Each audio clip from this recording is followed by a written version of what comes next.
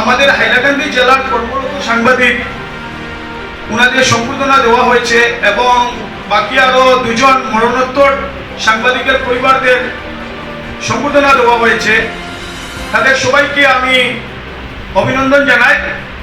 সঙ্গে এখানে যত সাংবাদিক ভাইরা আছেন তাদের সবাইকেও এবং এই প্যারামাউন্ট স্কুলের যে নজমুল স্যার এবং এখানে ছাত্রছাত্রী ভাই বোনেরা যারা আমাদের সহযোগিতা করেছেন তাদের সবাইকে জার্নালিস্ট ফোরামের পক্ষ থেকে আমি একজন ছোট একজন সদস্য, আমি টাকাও নেই, যার কারণে আমরা যারা বৈধ সাংবাদিক আছি, সরকারি স্বীকৃত প্রাপ্ত পত্রিকা প্রতিষ্ঠানের সাংবাদিক, আমাদেরকে মানে আমাদের সম্মানটা ক্ষুণ্ণ হচ্ছে। আমরা কোনো জায়গায় গেলে এমনকি দেখা যায় অনেক জনসভায় অনেক জনপ্রতিনিধি, নির্বাচিত জনপ্রতিনিধিরা, আমরা যারা প্রিন্ট মিডিয়ার স্বীকৃতপ্রাপ্ত সাংবাদিক আছি, আমাদের পিছনে ফেলে রেখে যারা ইউটিউবার বা ফেসবুকে একটা পেজ খুলে সাংবাদিক বলে নিজেকে পরিচয় দেয় তাদেরকে সম্বর্ধনা দেওয়া হচ্ছে, আমাদের পিছে ফেলিয়ে রেখে দেওয়া হচ্ছে, আমাদের সম্মান দেওয়া হচ্ছে না। আমাদের পরে ওদেরকে আগে সব ইউটিউবার, ফেসবুকার আর ব্লগার ওদেরকে সম্মাননা দেওয়া হচ্ছে, ওরাই আমাদের থেকে ওরা হাইলাইট হয়ে যাচ্ছে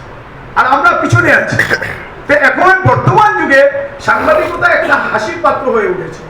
তো আমি এটাই বলতে চাইবো যে এটার জন্য বিশ্লেষণের প্রয়োজন, যাতে প্রকৃত সাংবাদিক যারা তারা যাতে উপযুক্ত সম্মান পায়, তারা যাতে তাদের সম্মান যাতে কোনো অবস্থায় ক্ষুণ্ণ না হয়, এই জিনিসটাই আমি চাই।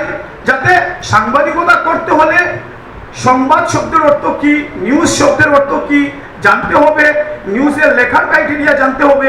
শুধুমাত্র ফেসবুকে একটা পেজ খুলে ফেললে কেউ সাংবাদিক হয় না, বা একটা পেজ করে ফেললাম আর এমএসএমই রেজিস্ট্রেশন করে নিলাম আর আমি একটা আই কার্ড বলে